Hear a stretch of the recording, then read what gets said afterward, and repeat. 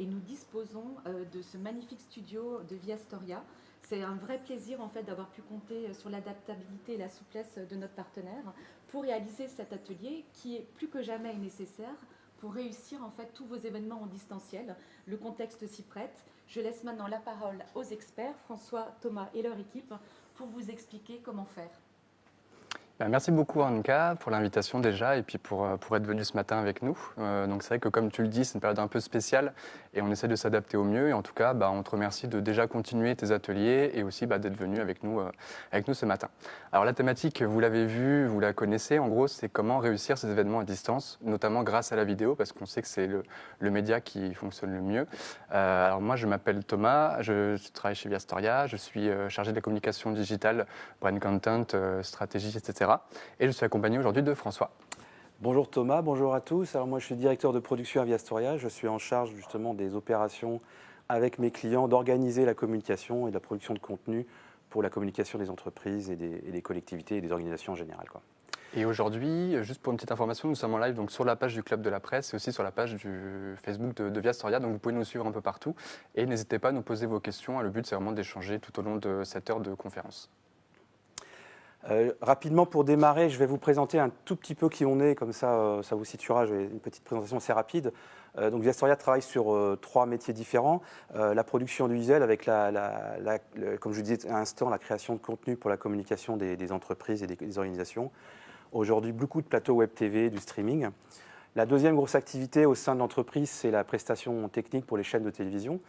Donc notre cœur de métier, c'est de fournir des moyens de captation sur le terrain essentiellement, pour le sport, pour l'événement. Alors l'événement c'est un petit peu compliqué en ce moment, et de faire donc de la captation et de la transmission en direct. C'est vraiment le faire du live, donc c'est vraiment le cœur de notre métier. Et on travaille pour les grandes chaînes de télévision françaises, européennes, et sur tout le territoire en français et parfois en Europe. Le troisième métier important à Via Storia, c'est qu'on depuis quelques années on fait de la formation vidéo. On est centre de formation agréé avec un programme qui s'appelle Video School. L'idée, c'était de donner accès aux communicants des entreprises avec leurs outils du quotidien, le smartphone essentiellement, pour produire des petits contenus qui soient autonomes sur des contenus tournés, montés, diffusés. C'est des choses qu'on va aussi un peu évoquer aujourd'hui. Donc ça, c'est quelque chose qui marche très très fort, puisqu'on a besoin de contenu, on a besoin d'alimenter les réseaux, on a besoin de contenu pour la communication interne, et la formation Video School est vraiment adaptée à ce type à ça. On est centre de formation agréé, donc en plus, c'est des formations qui sont prises en charge par des budgets de formation. Pardon. Voilà, je vais passer, après cette courte présentation, donc ici, vous êtes, comme l'a dit Thomas, vous êtes dans le studio de Via Storia. Donc c'est un studio web TV qu'on a un petit peu en ce moment à demeure, puisqu'il y a beaucoup d'événements qui sont réalisés ici. Donc on a profité de ce petit changement de programme pour s'installer dans nos locaux. Je vais passer un peu la parole à Thomas sur la suite du programme. Alors pourquoi est-ce qu'on est ici par rapport à la thématique déjà du sujet? C'est qu'on vit, vous savez tous, une situation un peu extraordinaire. Alors un peu positif, parce qu'on voit quand même des belles choses, mais on va dire quelque peu compliqué pour beaucoup de choses, notamment dans le secteur événementiel. D'ailleurs, beaucoup de nos confrères sont un peu bloqués aujourd'hui et on espère que ça va reprendre très très vite. Donc là, l'idée, c'est pas de proposer une solution miracle, mais c'est de trouver des alternatives intéressantes et créatives pour continuer de communiquer avec ses clients et à toujours garder le lien en fait avec votre audience. Alors dans cette situation, il y a 2 choix possibles. On va dire la première, c'est la plus triste, mais c'est de devoir annuler ou de devoir reporter des événements. Donc ça, c'est ce qu'on essaye d'éviter au maximum en accompagnant des gens en local ou en national. Et la deuxième, c'est de transformer et de faire évoluer son événement en l'adaptant au contexte sanitaire, en l'adaptant à la situation actuelle, tout simplement. Donc il existe la visio. Alors aujourd'hui, tout le monde connaît le principe de la visioconférence. C'est des choses qu'on a largement expérimentées dans le premier confinement. On voit bien que la visio, ce n'est pas forcément le plus facile à gérer, puisqu'on fait confiance à son environnement et aux outils. On l'a bien vu, notamment en télévision, il y a eu des cas un peu, les images qu'on vous montre ici, qui sont un petit peu rigolos, qui ont été produits à ce moment-là. Alors c'est intéressant parce qu'on a de la visio et qu'on peut utiliser ces outils-là. La visio aujourd'hui, on ne va pas faire le déballage des outils, il y en a plein dans tous les sens. Chaque entreprise utilise ses outils avec plus ou moins de facilité. Mais il y a plein d'outils qui sont développés pour la visio. Et c'est très facile aujourd'hui pour faire des réunions et organiser des choses. Alors on est un petit peu coincés parfois parce que justement, ce n'est pas des outils qui sont adaptés pour les événements, c'est des outils qui sont adaptés pour faire des réunions en interne et on ne contrôle pas la technique. Donc, il ne faut pas confondre l'idée de la visioconférence et l'idée de faire des plateaux avec du streaming, de la vidéoconférence, ce qu'on appelle communément le streaming vidéo. Pourquoi ? Parce que les différences sont assez importantes finalement. On ne se rend pas compte, on est souvent sollicités, on nous pose des questions. Je voudrais faire un événement, mais je voudrais diffuser avec Teams, avec Meet et tout ça. Oui, mais on a quand même certaines limitations techniques. Alors, la vidéoconférence, c'est quoi ? C'est la possibilité de gérer un streaming de qualité HD. Donc ça, c'est très important. Actuellement, ce que vous voyez, on est sur un streaming Facebook, sur les réseaux sociaux. C'est un streaming de qualité. Donc ça fonctionne très très bien. C'est de pouvoir utiliser des outils aussi pour avoir une qualité technique adaptée au web. On parle de webcast dans ces cas-là. Et voir, nous, dans nos métiers, on travaille beaucoup pour la télévision. Donc aussi des qualités techniques adaptées de type télévision. Donc on adapte, on formate les outils en fonction de la plateforme de diffusion. Les avantages, donc, c'est la possibilité justement d'interagir et de faire une réalisation multicam. Comme vous voyez actuellement, on est sur un dispositif technique avec 3 caméras sur le plateau, une petite présentation. Donc déjà, on arrive à quelque chose d'assez élaboré, assez simple, mais assez élaboré. Donc on a une vraie mise en image de type plateau TV dans le cas présent. On a une précision sur les cadrages, sur la lumière, sur le son. Ce sont des éléments hyper importants dans une transmission, dans une vidéotransmission. Et puis la transmission, on peut faire une transmission sur les réseaux sociaux ou sur des serveurs dédiés. On travaille, nous, avec nos propres serveurs, avec nos partenaires, qui permettent de gérer des flux vidéo de qualité, de HD. Et ça, c'est des serveurs dédiés. C'est un petit peu les serveurs qu'ont Facebook ou YouTube ou les autres plateformes qui font du live. Mais c'est nos propres serveurs. C'est un avantage, c'est que vous pouvez avoir une communication privative complètement gérée de A à Z. Justement, on va parler de la diffusion. Alors, il y a 2 types de moyens, donc les réseaux sociaux et la landing page, le site internet privé. Alors, la première, je vais vous parler des réseaux sociaux. Donc, il y a beaucoup d'avantages et d'inconvénients aussi, mais on va dire qu'il y a quand même plus d'avantages de le faire, comme aujourd'hui notamment. C'est déjà qu'on peut toucher un public plus large. Alors, encore une fois, ça dépend de votre communauté à vous. Si vous êtes une page avec beaucoup d'abonnés, vous avez tout intérêt à le faire.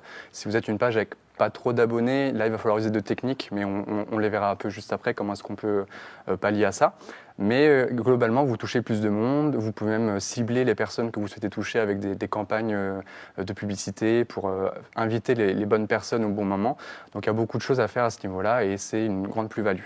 Notamment des événements qui se sont faits ici, ça permet de toucher un public qui n'est pas forcément que français, qui n'est pas forcément qu'alsacien, enfin on y reviendra un peu plus tard, mais ça offre beaucoup d'opportunités, de possibilités. La stratégie, là, comme dit, est grand public. On peut communiquer de différentes manières, soit pour annoncer un nouveau service, un nouveau produit, un événement, même artistique ou culturel, comme les bibliothèques idéales, on y reviendra aussi après notamment. Donc il y a beaucoup de choses à faire pour toucher votre audience, notamment le grand public. Encore une fois, ça dépend de la plateforme sur laquelle vous le diffusez aussi. Ça peut être plus LinkedIn pour les pros, plus Facebook pour le grand public. Tout dépend de la stratégie. Par contre, il y a une chose qu'il faut vraiment penser et préparer, c'est ce qu'on appelle la modération. Quand vous faites un live, que ce soit sur Facebook, LinkedIn, YouTube ou autre, il faut à chaque fois penser à avoir un modérateur ou 2 modérateurs même pour gérer les commentaires et interagir avec les gens en plateau. Donc démultiplier, diffuser sur Facebook, LinkedIn, YouTube ou autre, c'est très bien. Par contre, il faut qu'il y ait une personne qui soit là à chaque fois pour gérer les commentaires, pour faire remonter les questions aux intervenants, mais vraiment contrôler pour que le live se passe bien tout simplement, qu'il n'y ait pas de soucis. Normalement, ça se passe très bien, mais un modérateur, c'est jamais trop et c'est même essentiel pour un bon déroulé de live. Et la dernière, c'est les contraintes même liées aux plateformes, notamment Facebook, il y a les contraintes de musique qui posent des fois problème. Les vidéos peuvent être coupées si Facebook détecte une musique qui n'est pas libre de droit ou qui n'est pas déclarée. Sur Twitch, vous avez des mots aussi que, une fois qu'ils sont prononcés, le streaming est coupé en direct, donc il faut faire attention à tout ça. Pour les plateformes sur lesquelles vous pouvez diffuser en live, alors on en a listé quelques-unes, il y en a encore plus, mais là on va dire que c'est les grosses plateformes. Vous avez Facebook, vous avez Twitch, vous avez Twitter, vous avez TikTok, Instagram, YouTube, LinkedIn, vous avez vraiment tout ça. Sachant que LinkedIn, c'est une petite nouveauté, pour l'instant c'est pas encore trop déployé en France, mais ça va venir, donc il y aura beaucoup de choses qu'on va pouvoir imaginer en plus de Facebook Live sur des pages LinkedIn pour des événements plus professionnels notamment. Et les techniques dont je vous parlais juste avant, il y en a une qui est hyper importante, c'est ce qu'on fait aujourd'hui notamment, c'est ce qu'on appelle le cross-postage. Alors ça, c'est propre à Facebook, hein. L'idée, c'est de se dire, je diffuse un événement, donc là, par exemple, sur le Club de la Presse, vu que c'est Viastoria qui participe, naturellement, on s'est dit, on va aussi le cross-poster sur notre page à nous, comme ça, on touche plus de personnes et potentiellement plus de gens intéressés par la conférence. C'est une stratégie qui permet plusieurs choses, notamment plus de vues, parce que vous pouvez cross-poster avec des partenaires médias, notamment, c'est ce qu'a fait le NL Contest avec France 3 par exemple.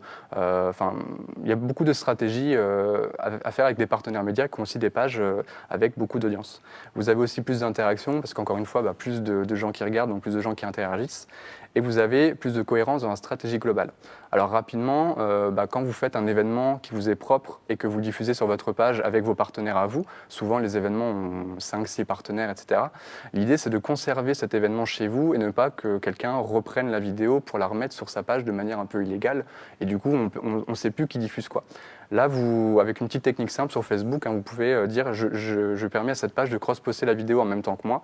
Et comme ça, on sait d'où ça vient, on voit la stratégie globale qui diffuse et pourquoi. Et vous touchez plus de monde, plus d'interactions, etc. Donc, petite technique très simple, mais qu'on voit pas souvent. Donc, n'hésitez pas à l'utiliser. Alors après, vous avez la possibilité de diffuser sur une landing page privative. Alors là, ça offre plusieurs avantages. C'est qu'on peut gérer après des inscriptions de manière plus sécurisée. On n'utilise pas les réseaux sociaux, donc quand on a des communications aussi privées, des fois on fait souvent des streamings pour des communications privées, pour la communication interne, pour la communication stratégique. Évidemment là on ne va pas utiliser les réseaux sociaux, ça serait un petit peu contre-productif.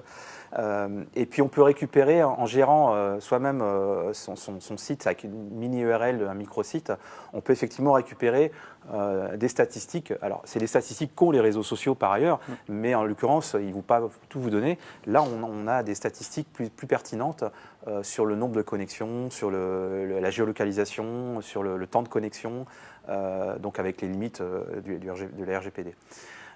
Et puis, on est effectivement dans une stratégie plus B2B. On a forcément, comme je le disais tout à l'heure, dans des communications plus stratégiques sur ces marchés, sur la communication aussi interne.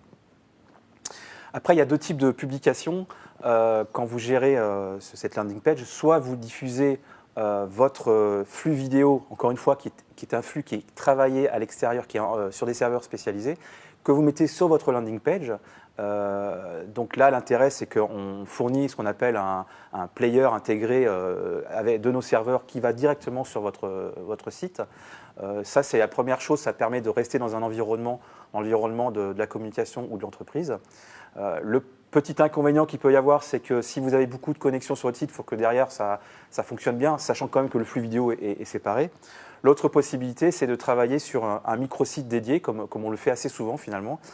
C'est qu'on crée une page spécifique avec une URL spécifique et qu'on donne au niveau de la communication un instant T pour publier sa communication. Et là, dans ce type-là, on peut effectivement mettre le module vidéo, des modules de chat et des choses d'interactivité, on verra un peu plus tard. Et ce sont généralement des URL sécurisées, contrôlées, etc. Donc il n'y a aucun souci. Et d'ailleurs, il y a quelques-uns de nos clients qui en ont profité pour faire, alors, pas des événements, mais des formations à distance. Et là, comme le disait François, contrôler qui est là, combien de temps est-ce qu'ils sont là, etc., ça permet de valider ou non la formation. Et c'était le critère de base d'un client qui voulait faire cette formation à distance, qui professionnalisait en fait les personnes qui l'ont suivi. Donc il fallait la suivre pour avoir cette formation, quoi. Petit rappel, si jamais vous avez des questions, utilisez le Facebook, vous pouvez poser vos questions. On est connecté sur les pages. On peut éventuellement intervenir et répondre à vos questions en direct ou par la suite si ça se présente. Mais n'hésitez pas à poser vos questions, vous avez sûrement des choses à dire. Puis sinon, on verra plus tard si vous pouvez pour d'autres types de connexions. Alors, en direct ou enregistré, c'est la grande question qu'on nous pose. Là, actuellement, on est en direct. L'intérêt du direct et du live, c'est que vous créez un événement particulier avec votre public. On est dans une chose plus événementielle. On est en direct. On peut interagir, comme je l'ai dit juste avant. On peut poser des questions. Donc, c'est ça qui est intéressant. On donne c'est un côté événementiel, quoi. Alors, il y a quelques temps, on avait un peu peur du direct. Aujourd'hui, c'est quand même assez facile. Chacun sait ce qu'il doit dire. Voilà, il faut passer cette barrière-là. Moi, je n'ai pas énormément l'habitude, mais bon, finalement, on y arrive quand même. Même s'il y a des imperfections, ce n'est pas grave. Et on a effectivement cette interactivité avec son audience, par le chat en direct, par les petits modules de jeu dont on parla tout à l'heure. Et puis le direct, c'est sympa aussi pour les aléas du direct. Alors c'est bien quand c'est maîtrisé, quand c'est moins maîtrisé, c'est un peu moins bien. On a eu le cas il n'y a pas très longtemps, on parlait alors c'est une anecdote que je parle avec plaisir parce que finalement on était dans un direct, on a eu un problème technique, ça peut arriver, on a eu un micro qui a décroché. Alors le présentateur, la présentation de la personne qui était sur le plateau a vu qu'il y avait un peu de mouvement, on l'a stoppé et finalement elle a joué de cet événement-là pour en faire quelque chose de positif. Et du coup, c'est devenu très détendu, le plateau était devenu très détendu. Ça arrive partout, ça arrive en télé, voilà, c'est des choses qui sont sympas et qui donnent un petit peu, finalement, rend le côté un peu humain du direct. Et bon, le principal, c'est de le maîtriser. Hein. Le problème a été réglé en moins d'1 minute. On a sorti un autre micro, c'était très rapide. Le principal, c'est d'avoir conscience de ça et de pouvoir le maîtriser par derrière. Quoi. Puis c'est du live sur Internet, donc encore une fois, comme disait François, c'est de la qualité de télé, mais le format, le ton n'est pas forcément aussi rigide et figé qu'en télévision forcément. Donc c'est vrai que nous, quand on suit un direct, je pense que vous aussi, si tout est clean, tout est trop bien cadré, limite c'est un peu perturbant. Alors que s'il y a des petits soucis, des petits bafouillages, comme il va y avoir sans doute encore aujourd'hui, hein, mais moi je trouve que ça apporte vraiment une plus-value, ça montre que c'est du direct, ça montre qu'il y a vraiment l'interaction et c'est plus sympa quoi, de manière générale. C'est clair. Voilà. Puis le côté, pour finir sur la partie directe, c'est le côté événementiel. Hein, on en parle beaucoup en ce moment. Les événements présentiels sont globalement annulés. Donc ça permet de maintenir ce contact, comme tu le disais tout à l'heure Thomas, pour pouvoir continuer à communiquer auprès de ces publics. Alors l'enregistrer, on en fait évidemment aussi. Il y a des avantages sur la partie à faire des enregistrements. C'est qu'on peut faire un streaming différé. C'est-à-dire qu'on peut enregistrer un programme à un instant T, et on peut décider à un autre instant T de faire un streaming sur les réseaux sociaux, donc faire un faux direct comme on dit, beaucoup plus tard, à n'importe quel moment. Donc ça c'est possible.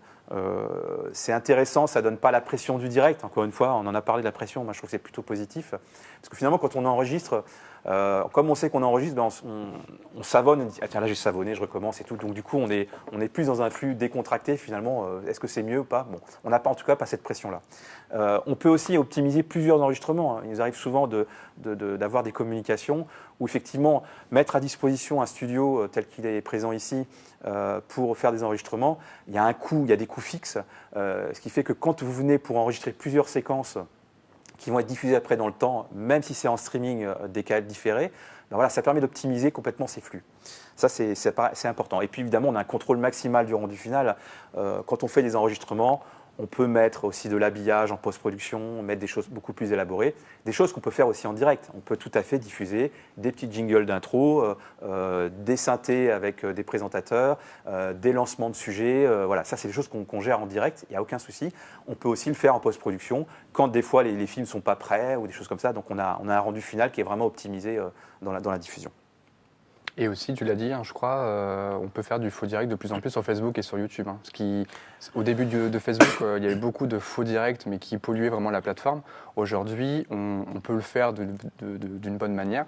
Simplement, il y a des petites techniques, mais en tout cas, c'est possible. Oui, tout à fait. Ouais. Mais c'est important parce qu'on ne peut pas faire un faux direct sur Facebook si on n'a pas cette technique-là, mais on peut enregistrer un programme, envoyer un programme enregistré avec un outil, un kit qui permet de se connecter comme si on était en direct sur un réseau social, quoi.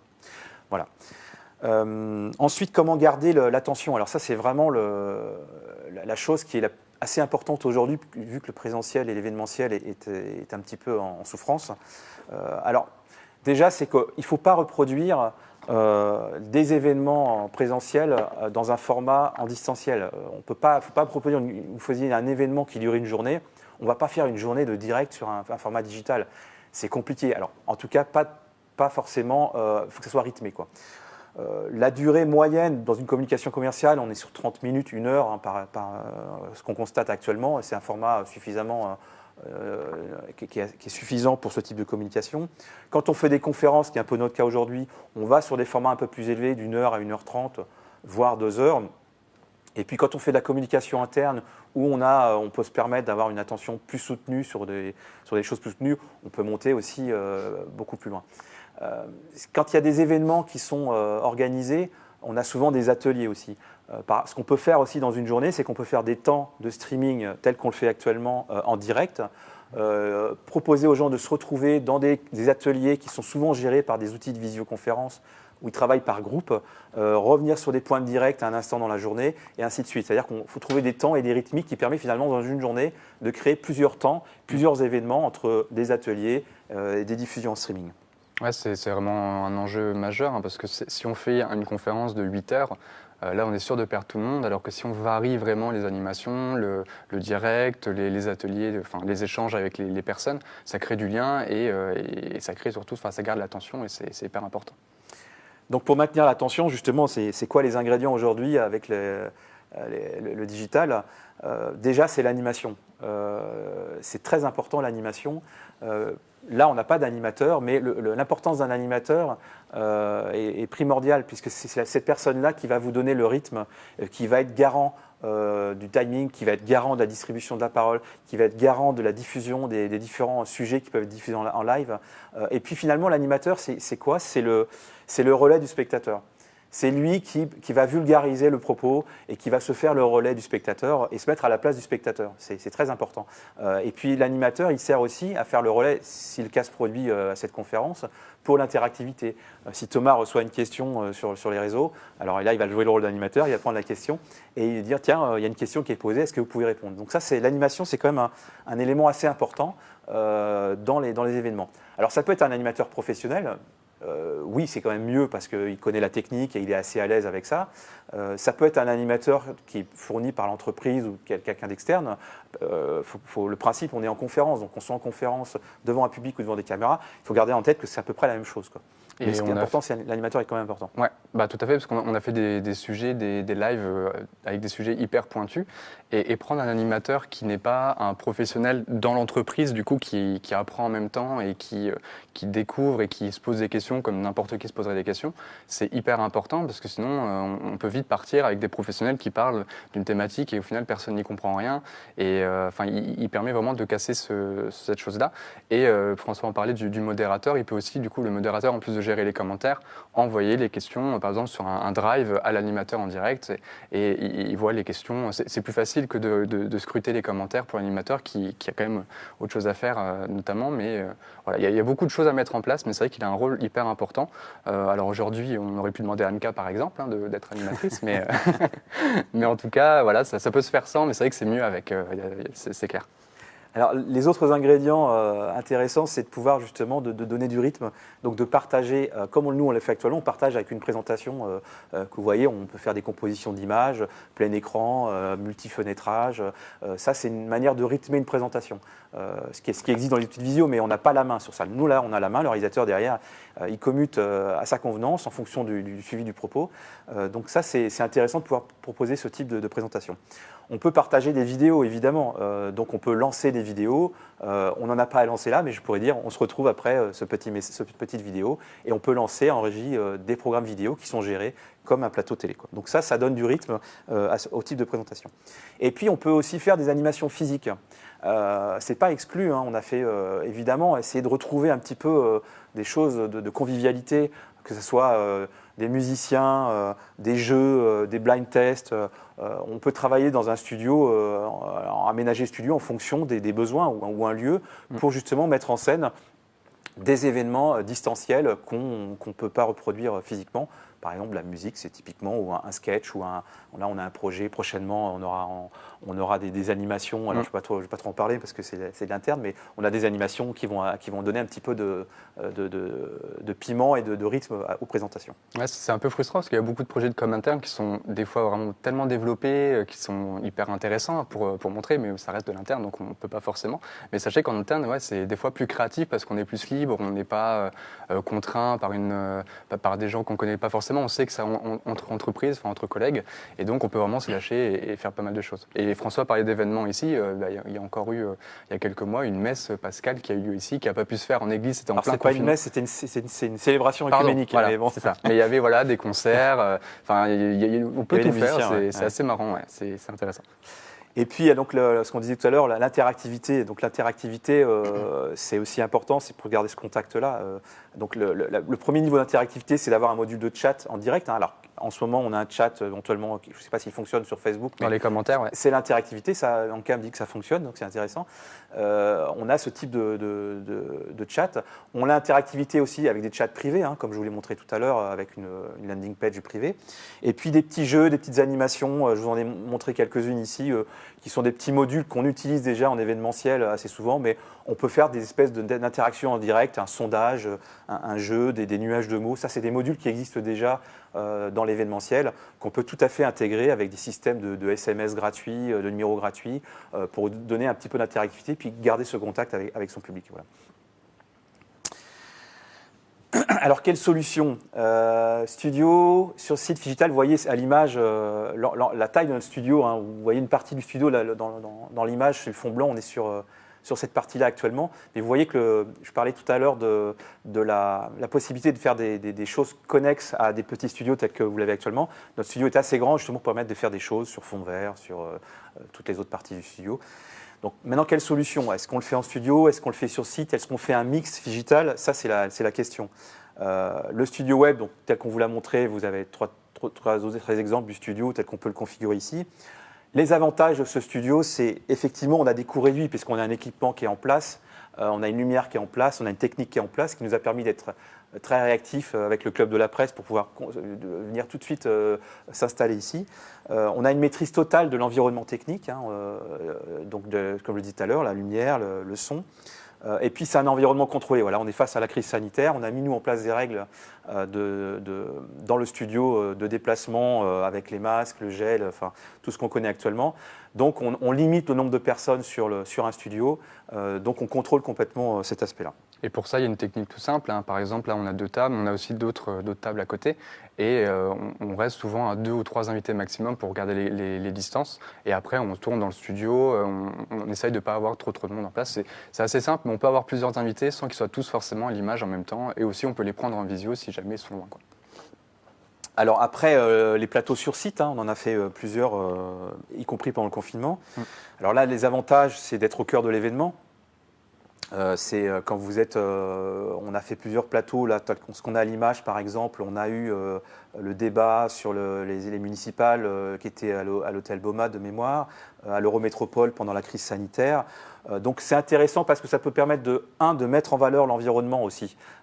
Si on a un décor intéressant à montrer, c'est toujours intéressant et ça ne coûte pas forcément.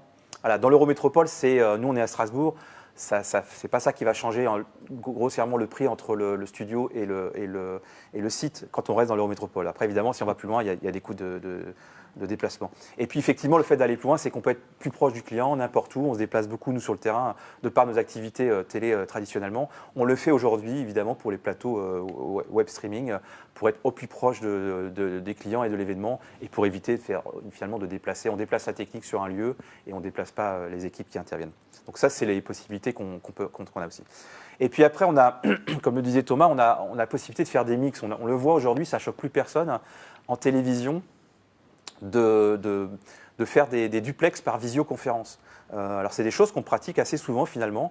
À l'image que vous avez en ce moment, pour la Société Aguerre, on a fait des choses par exemple en présentiel avec un animateur sur studio qui intervenait avec des gens qui étaient en visio à distance, qui ne pouvaient pas se déplacer. Donc ça c'est pas mal aussi, ce mix est intéressant. Et d'avoir cette maîtrise de réalisation-là pour gérer de la visio, c'est vraiment intéressant.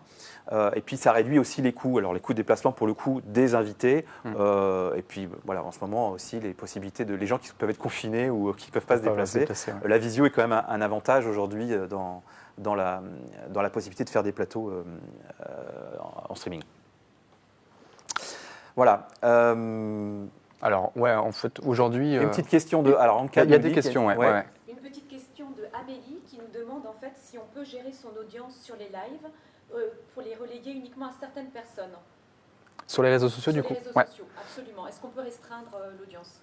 Alors, il y a des techniques pour ça. Alors, quand on est sur Facebook, LinkedIn ou autre, là, on peut pas forcément contrôler qui sera là. Par contre, on peut faire à la fois du Facebook et, comme disait François, une landing page à côté où on contrôle les inscriptions, ou alors faire que de la landing page. Mais sur Facebook, LinkedIn ou autre, ou alors si vous faites peut-être un live dans un groupe. Ou un groupe, voilà. C'est ça. C'est l'idée de faire un groupe sur Facebook. C'est tout à fait possible d'avoir un groupe fermé. avec une communication sur un groupe. La contrainte finalement, c'est qu'il faut déjà que les gens en face ils aient un compte Facebook qui soit dans le groupe. Ce qui n'est pas dans une communication privée. L'intérêt de la landing page, tel que tu le décrivais, d'une microsite URL avec une URL à rallonge qui du coup vient un site privé, là vous l'envoyez dans votre communication en amont à qui vous voulez. Sur les réseaux sociaux, voilà, à part, à ma connaissance, créer un groupe sur Facebook, c'est le seul moyen un petit peu de gérer sa communauté. C'est ça. Sinon, ça reste quand même globalement public. Voilà, en invitant dans un groupe privé. Ouais. J'en profite de la question d'Anka pour lire la suivante. Donc, c'est d'Hélène qui nous demande est-ce qu'on peut enregistrer avec une diffusion sur les réseaux sociaux. Alors, oui, totalement. En fait, là, le live qu'on est en train de faire, ensuite, une fois qu'il est terminé, donc on coupe la transmission et on a tout le live à disposition qu'on peut reposter tel quel ou alors qu'on peut redécouper. Là, par exemple, pour une technique tout simple, on a lancé le live 10 minutes avant pour que les gens puissent arriver tranquillement. Là, à la fin du live, une fois que c'est terminé, on coupera les 10 premières minutes et on pourra même couper des séquences intérieures si on veut. Alors là, c'est pas le but, mais vous pouvez le redécouper pour le reposter plus tard et l'enregistrer ensuite chez vous. Donc c'est ça qui est aussi intéressant, vous pouvez vraiment l'exploiter comme vous voulez. Ou alors vous pouvez ne pas le poster, ça restera un live et puis ce sera vraiment très très éphémère et c'est un choix aussi. Et Hervé nous pose aussi une question. Quel événement distancié en com interne possible pour renforcer le sentiment d'appartenance? On est moins dans la technique et plus dans la stratégie. Ouais. Alors, quel événement en com interne? Oui, c'est tout l'enjeu, il est là, c'est comment on garde son contact avec la culture de l'entreprise d'appartenance. C'est compliqué, il ne faut pas se le cacher. Maintenant, on essaye, nous on réfléchit, nous justement, alors peut-être sur un aspect plus technique, à essayer de récupérer les visios des différents membres de l'entreprise qu'on peut utiliser par exemple dans l'infodécor. On essaye de créer des dispositifs où on va récupérer des flux visio pour faire comme un public virtuel. Donc ça peut donner l'idée de se retrouver dans une communauté et dans sa structure. Mais l'enjeu, il est là. Il est clairement, c'est pour ça qu'on parlait de l'interactivité, des petits jeux, des petits chats, c'est comment on garde ce lien avec sa communauté, ce qui n'est pas forcément évident en digital, complètement en digital, mais on trouve des solutions maintenant, on essaie de trouver des solutions. Oui, on ne peut pas recréer vraiment le côté chaleureux d'un événement physique en digital, mais il y a des techniques. Et l'événement qu'on a la semaine prochaine est vraiment là-dedans. L'équipe a vraiment réfléchi à comment tenir. Donc c'est uniquement sur 2 heures, mais c'est ultra condensé. Il y a des animations, il y aura des petits exercices à distance, il y aura des petites surprises tout au long du live. Donc ça permet vraiment aux gens de garder ce lien. Ils seront sur des groupes aussi de travail donc à côté. Donc, il y a beaucoup de techniques, ça, comme dit, ça ne remplacera vraiment pas le physique, mais il y a moyen de garder l'attention. Alors une autre petite chose aussi qui se fait, c'est qu'on demande souvent maintenant dans les entreprises, aux collaborateurs, de dire produisez des contenus avec votre smartphone, produisez des choses, des petits montages qui peuvent être après accompagné ou pas par un professionnel, mais aujourd'hui tout le monde a un smartphone, tout le monde a déjà filmé et on peut produire des petits contenus. On voit de plus en plus émerger des petits contenus produits par les collaborateurs d'entreprise qui justement sont des éléments, c'est un effet miroir assez intéressant de se voir dans une communication dans un plateau télécom.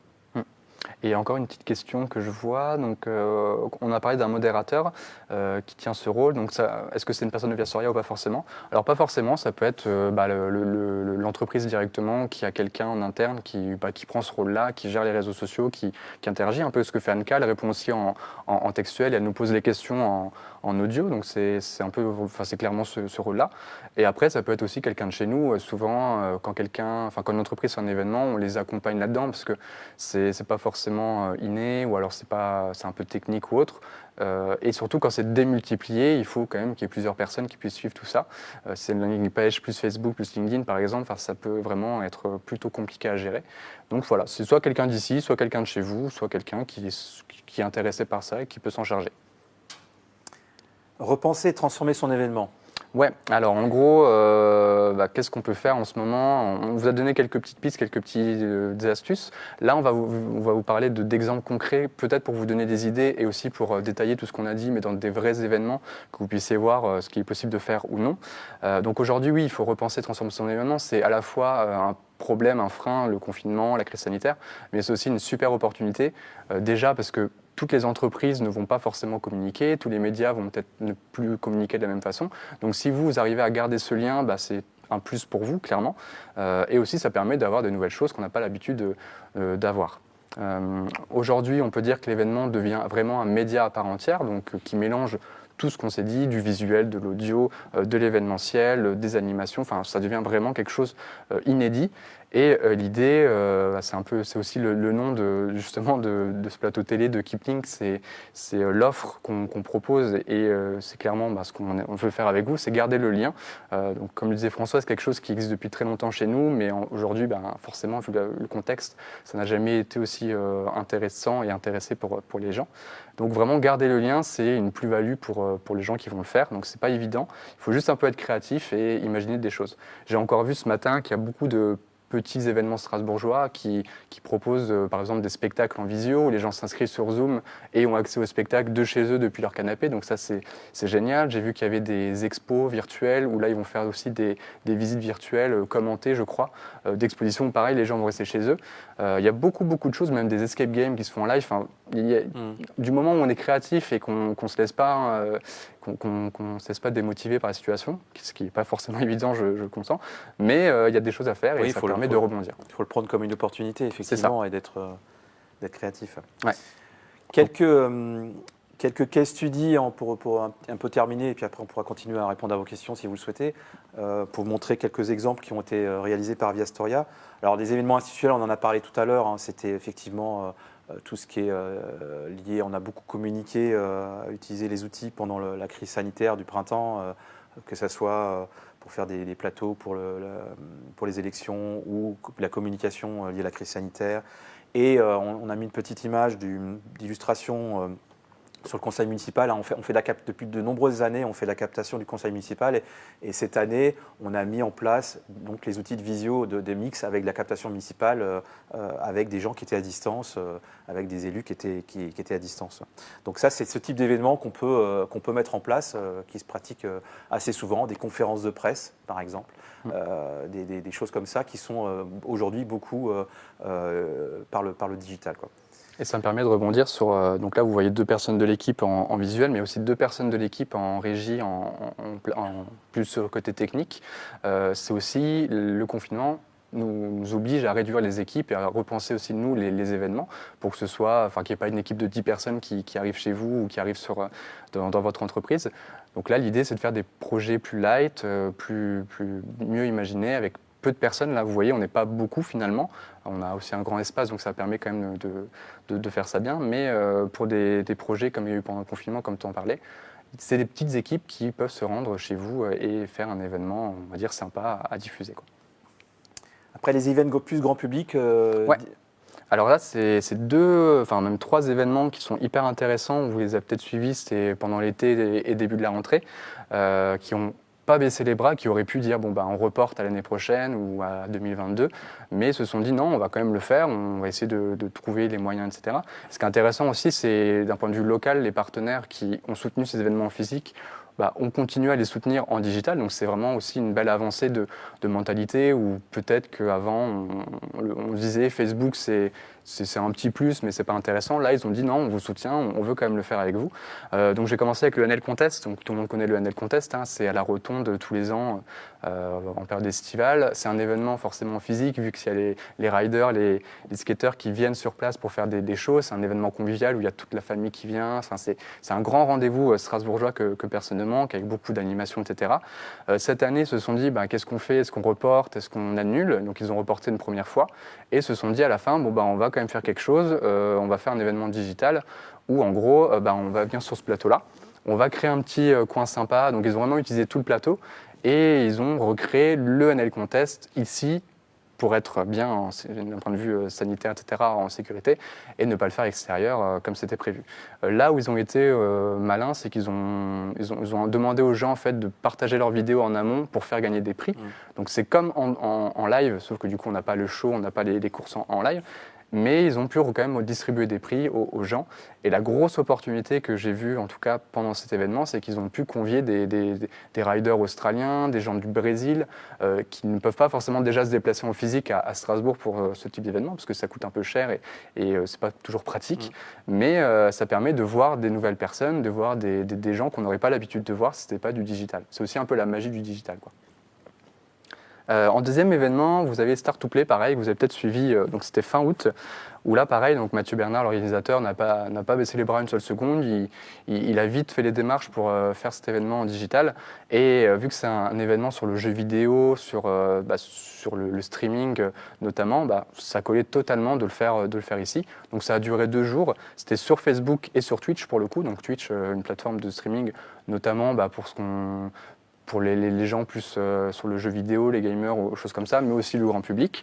Et là, c'était un super événement. Pareil, le plateau a été utilisé entièrement. Il y avait des casts en direct, il y avait des gens qu'on avait pris aussi à distance. Une compétition qui se faisait aussi de chacun chez soi pouvait participer. Et ça nous permettait aussi d'avoir un casting intéressant de gens qui ne peuvent pas forcément se déplacer à Strasbourg, encore une fois. Donc un super événement, encore une fois, imaginé, repensé pour le live. Et le dernier, un événement plus culturel qui s'est passé à la rentrée 2020, c'est Bibliothèque Idéale. Donc eux, ils l'ont fait en présentiel, mais aussi en distanciel. En gros, il y avait une jauge qui était tolérée pour que les gens puissent venir en direct. Donc c'est des concerts, des conférences ou autres. Et il y avait aussi une petite partie qui a été diffusée en live. Alors pas tout. Ça a été pensé pour qu'il y ait quelques contenus en live et quelques contenus sur place quand même pour que les gens sur place aient quand même plus de choses à voir. Et une fois qu'on est sur place, donc ça a été vraiment bien imaginé, ça a été bien pensé, ça a été bien viralisé. En tout cas, les gens ont beaucoup apprécié. Donc en plus de ça, de garder le lien et d'être créatif et de continuer à toucher vos communautés, les gens apprécient parce que c'est quand même une période pas évidente pour tout le monde. Et donc les gens apprécient qu'on pense quand même à eux, qui sont coincés chez eux, qui n'ont pas forcément envie de sortir et qui ne peuvent plus forcément sortir. Et cet événement qui a eu lieu au mois de septembre sur plusieurs jours, c'est un petit peu ce qu'on pressent, ce qui va se produire dans les mois qui viennent. C'est qu'on va avoir quand on sera sorti du confinement et des problématiques qu'on a sanitaires aujourd'hui, c'est qu'on gardera ce côté mix présentiel et captation. Ça ouvre d'autres opportunités de connexion, comme tu l'as dit, pour le NL Contest, toucher d'autres publics qui de toute façon ne viendraient pas. Et ça, c'est vraiment une tendance qui sera très très forte en 2021. Ouais, Start to Play notamment est déjà en train de réfléchir à faire du coup, si on peut le faire en présentiel, et de proposer un autre contenu pour toucher d'autres personnes qui ne peuvent pas forcément se rendre à l'événement en distanciel, en visio, en live, avec d'autres invités. Enfin vraiment, imaginer 2 événements en un pour finalement toucher le maximum de personnes et que tout le monde puisse venir à l'événement en physique ou à distance. Donc le dernier case study, c'est la com externe et la com interne. On a produit, évidemment, on fait beaucoup d'événements de ce type-là, donc dans le studio, avec, en l'occurrence, là, on a fait une communication pour Hartmann pour la journée des aidants. On a beaucoup de clients qui nous demandent, évidemment, de communiquer en interne ou sur des publics cibles très, très ciblés. Et là, ce qui est intéressant, Thomas, c'est toute la communication qu'on peut faire en amont, en aval de cet événement. Ouais, ça rejoint la question qu'on a eue tout à l'heure sur est-ce qu'on peut cibler les gens qui viennent sur nos réseaux sociaux. Donc là, c'est sur Facebook et en landing page. Donc on avait un petit contrôle et aussi une diffusion plus large. Donc c'était une thématique ultra précise. Hein. Ça n'intéresse pas forcément tout le monde. C'était sur la journée des aidants. Je pense que ça va intéresser. C'est des sujets qui intéressent tout le monde. Ouais. Ça peut. Ouais. Donc c'est ce qui touche à l'incontinence. Donc là, on n'a pas ciblé toute la terre entière, mais on s'est dit avec une petite campagne sponsor sur Facebook et en native sur des sites ou autres pour faire un peu de publicité à l'événement, on touche les personnes qui sont directement impactées et directement touchées par ça. Et du coup, on les attire et on leur partage ce live. Donc c'est aussi une stratégie.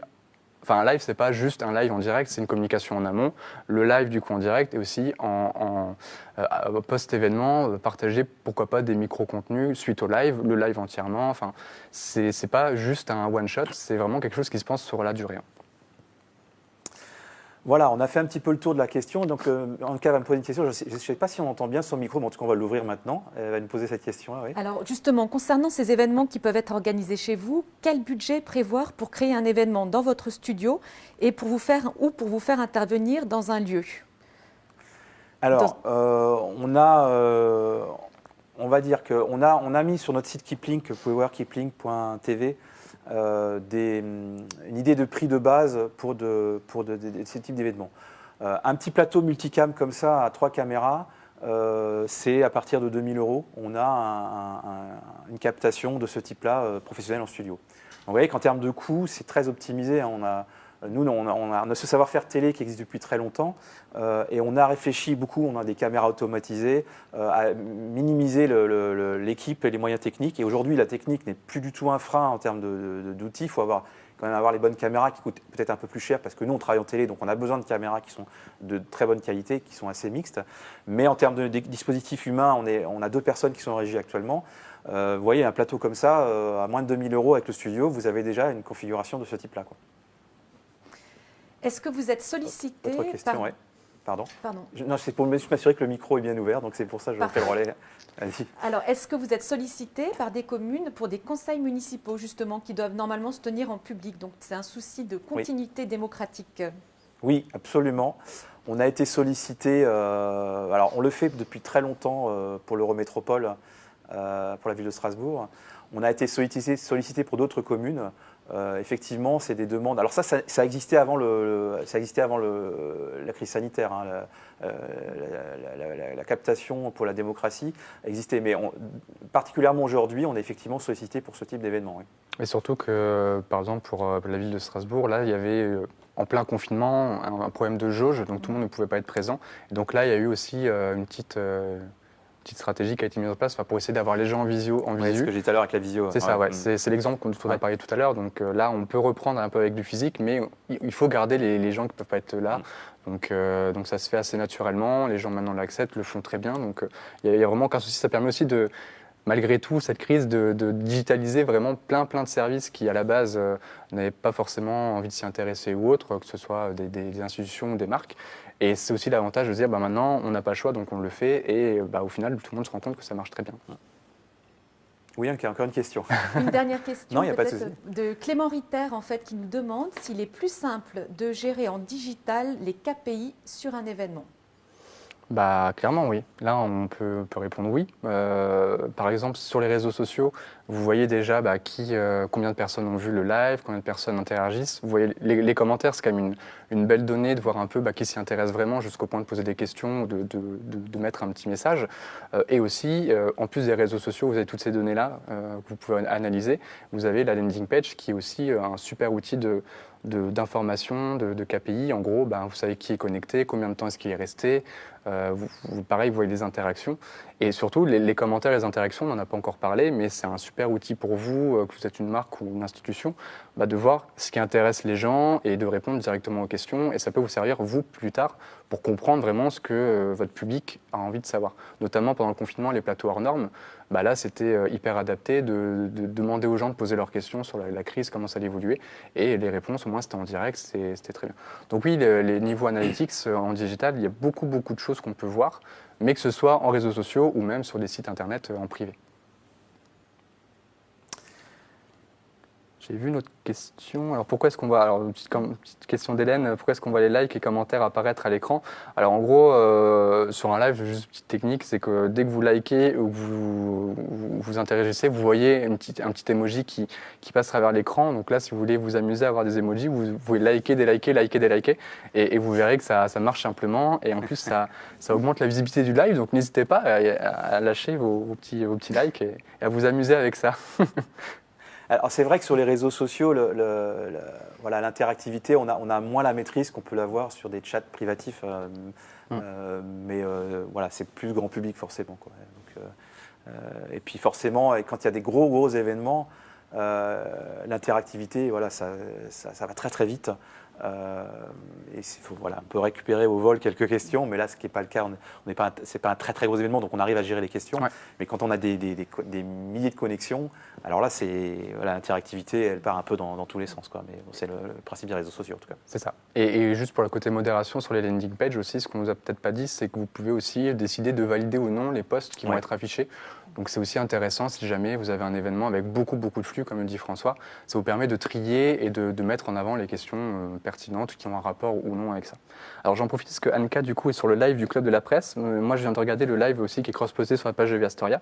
On a une question de Vincent qui nous dit merci pour le live. Que pensez-vous de l'utilisation de Vimeo Streaming pour streamer plusieurs flux, notamment privés? Alors, je sais qu'on l'utilise en interne. Est-ce qu'en externe ça peut Alors, j'ai commencé à me pencher sur le sujet. Je n'ai pas encore beaucoup avancé sur ce sujet-là, mais j'ai pas mal entendu parler de vidéo streaming, de Vimeo streaming, pardon. C'est quelque chose qu'il va falloir que je creuse un peu plus, mais je crois qu'aujourd'hui, d'une manière générale, effectivement, toutes ces plateformes internationales sont vraiment sensibles sur ce sujet-là et sur la qualité du streaming, parce que l'enjeu, il est là. C'est d'avoir un flux de qualité.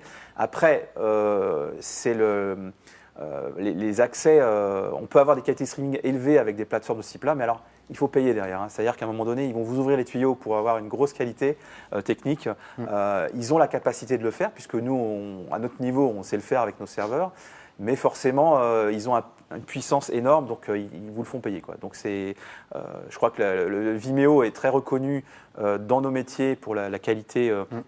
Nous, on l'utilise comme plateforme pour diffuser nos vidéos. Donc, c'est une plateforme qui est très reconnue dans le milieu audiovisuel. Effectivement, le streaming, je pense que ça vaut le coup de se pencher sérieusement dessus. Mais pour avoir un petit peu creusé le sujet, ça va coûter un peu d'argent pour avoir accès à ces outils-là, quoi. Et par rapport à YouTube, c'est vrai, comme tu disais, niveau qualité, c'est Vimeo pousse ça, alors que YouTube peut aussi rabaisser un peu la qualité quand c'est du live ou autre. C'est vrai que Vimeo, ça a un coût, mais niveau qualité, on sait ce qu'on aura à la fin. Absolument. Alors, est-ce qu'on a encore des petites questions? Voilà, encore des questions. On a le temps, on est dans les temps. On peut en voir 10 minutes ensemble si vous voulez, il n'y a pas de souci. Donc, pour renforcer le sentiment d'appartenance, est-ce que des applications de type Klaxoon ont une réelle valeur ajoutée? Alors, c'est des applications qui existent effectivement, que les gens commencent à voir. Oui, c'est un petit peu comme les outils d'interactivité dont je parlais tout à l'heure, quand je parlais des sondages, du nuage de mots, des choses comme ça. C'est ce type d'application qu'on peut agréger dans la réalisation. En fait, ce qui est important, c'est d'avoir la maîtrise de cette réalisation. C'est ce qu'on fait actuellement avec le réalisateur qui est aux manettes. C'est de pouvoir gérer son flux. Donc après, on agrège une présentation, des outils de type Klaxoon, si on a cette maîtrise-là, et on peut tout à fait diffuser ce type de médias à l'image. Il n'y a pas de souci, quoi. Je ne sais pas si tu as quelque chose à préciser là-dessus. Non, il y a beaucoup de choses qui existent et après, ça dépend de ce qu'on veut faire. Dès qu'on a une idée, je pense que tout est faisable. Ouais. Il y a toujours un outil qui existe. L'idée, c'est pas de se brider forcément. On a pu le voir avec les événements avant, les case studies, où ils ne se sont pas bridés dans ce qu'ils voulaient faire et au final, ça donnait des super belles choses. Donc, soyez créatifs, ne vous limitez pas et normalement, techniquement, ça suivra. Alors après, avec plus ou moins de personnes derrière et plus ou moins d'espace ou autre, mais il y a toujours une solution qui peut être apportée. On a par exemple aujourd'hui, alors ce n'est pas des choses qui sont très nouvelles, mais on commence à faire des studios virtuels, des choses comme ça, qui permettent d'avoir une créativité sur l'environnement, sur l'espace du décor, de l'infodécor, de mettre, comme je disais tout à l'heure, on peut mettre en place les collaborateurs dans des fenêtres. On l'a vu en télé un petit peu au début, de récupérer les visios des spectateurs. Donc les studios virtuels aussi apportent aujourd'hui de la créativité. C'est pas nouveau, un studio virtuel, ça existe depuis très très longtemps, ça fait très longtemps que c'est utilisé en télé. Mais aujourd'hui, avec le streaming, avec la communication, c'est des choses qu'on va avoir de plus en plus présentes, quoi. Faut-il avoir l'équipement pour le faire, ce qui est notre cas. Nous, on a la chance d'avoir un grand studio. C'est pas toujours évident d'avoir l'équipement pour le faire, quoi. Et la plus-value aussi, c'est donc la personnalisation. Là, avec un studio virtuel, vous pouvez mettre ce que vous voulez en fond. Vous pouvez vraiment préparer un petit plateau en 3D. Ici, vous avez des écrans, des choses comme ça. Vous pouvez aussi, comme le NL ou le Start to Play, rajouter des objets. Mais oui, pour pousser la personnalisation, on peut vraiment aller plus loin en virtuel ou autre. Quel est le meilleur réseau social pour réaliser un duplex? Alors là, si c'est en termes techniques ou en termes de cible, ça dépend. Si c'est en termes de cible, tout dépend de votre cible, où est-ce qu'elle se trouve. Si en termes techniques, je ne sais pas si... Je ne comprends pas bien la question par rapport au réseau social. Deux personnes qui sont à deux endroits différents, mais qui apparaissent à l'écran. Quel outil pour faire... Alors, c'est ce qu'on disait tout à l'heure sur les outils de visio. C'est-à-dire qu'aujourd'hui, on utilise les outils de visioconférence. Alors, je ne vais pas m'avancer là-dedans parce qu'on les a tous essayés. Voilà, Google, Microsoft, WebEx et autres. Je ne peux pas donner de réponse là-dessus. Voilà. On peut récupérer un flux. L'idée, c'est de récupérer le flux pour faire des duplex avec des outils de visio, pour récupérer le flux, en gros, privatiser le flux qu'on veut juste récupérer de la personne. Après, quel outil on peut intégrer à peu près tout ce qu'on veut, c'est un peu notre métier, c'est de se dire finalement, il y en a un qui est sur Google Meet, l'autre qui est sur Skype, l'autre qui est sur WebEx, voilà, on récupère à peu près tout ce qu'on veut, quoi. Là, l'idée, c'est vraiment d'avoir... Alors, il y a plusieurs choses. Soit on envoie quelqu'un, si la période le permet, qui va vraiment filmer pour qu'il y ait vraiment une bonne qualité télé ou autre. Soit c'est avec la webcam ou avec un téléphone, souvent la webcam de l'ordinateur. Et pour ça, il y a quelques petites techniques. Là, par exemple, l'idée, si vous voulez avoir 2-3 petits conseils pour la visio, c'est de surélever un peu votre ordinateur, que vous soyez vraiment au niveau de la webcam. Quand vous parlez, c'est de parler directement en regardant la webcam. Alors, c'est un peu perturbant parce qu'on a l'impression de parler à un ordinateur, mais en tout cas, c'est quelques petites techniques. Et par rapport au son, l'idée, c'est d'avoir des écouteurs avec un micro pour ne pas entendre la résonance quand quelqu'un vous parle et qu'il entend son écho, et pour avoir une bonne qualité de micro. Il n'y a vraiment pas grand-chose de plus, et comme disait François, à la télé, on le voit de plus en plus. Sur les événements, on les voit de plus en plus, et ça marche très très bien comme ça. Par contre, on n'a pas le contrôle sur le flux. Enfin, on récupère le flux vidéo, mais on n'a pas le contrôle sur la connexion Internet. Voilà, c'est un petit peu là où l'exercice peut, des fois, on est chez soi, on peut avoir une coupure, un problème de réseau. C'est ça. Donc ça, c'est un petit peu le côté un peu aléatoire. Mais voilà, quand on maîtrise la réalisation, on arrive à le gérer. C'est les aléas du direct, y compris pour la visio, quoi. Et faites attention à ce qui se passe derrière. Et si vous êtes sur votre téléphone, pareil, ne vous baladez pas avec, on ne sait jamais. Mais ouais, il y a des 3 petites choses à imaginer. Et ça fait partie de notre ADN aussi, d'accompagner dans la culture vidéo, de donner les conseils quand il y a un événement, de préparer en amont les gens qui vont intervenir en visio, de les aider à configurer leur dispositif technique à distance. Voilà, nous on est très sensible à la qualité de l'image et du son, donc on essaye d'optimiser au mieux ces problématiques quand on est en contact avec des duplex. C'est très bien. Alors il reste encore 5 minutes. Si jamais vous avez encore 2-3 questions, alors j'ai vu une question sur que vous pensez-vous d'un e-marché de Noël possible? Ça dépend si on parle d'un site internet qui regroupe les artisans ou si nous on va parler uniquement de l'événement vidéo. Il y aura sans doute des choses qui vont être faites, soit comme des lives à distance qui peuvent être faits simplement. Après, est-ce qu'il y aura une soirée de ça? On ne sait pas. Là, tout comme vous. non, on ne sait pas. Évidemment, je pense que la vidéo et les lives il y aura des choses, choses qui vont être faites. Ce qui se passe aujourd'hui, c'est que on est un peu en situation d'urgence et je constate avec les gens avec qui j'échange. Tout le monde se remet en question dans les entreprises, c'est pas évident parce ça modifie plein de choses, on change d'univers, donc on travaille un tout petit peu dans l'urgence. Donc on essaye de répondre au mieux, mais il va sûrement y avoir des choses pour Noël. Oui, c'est ça. En digital, ça c'est évident. Que ce soit du live ou de la vidéo, je pense que la ville va garder un lien justement avec les Strasbourgeois et les touristes. Donc là-dessus, je me fais pas trop de soucis. Voilà.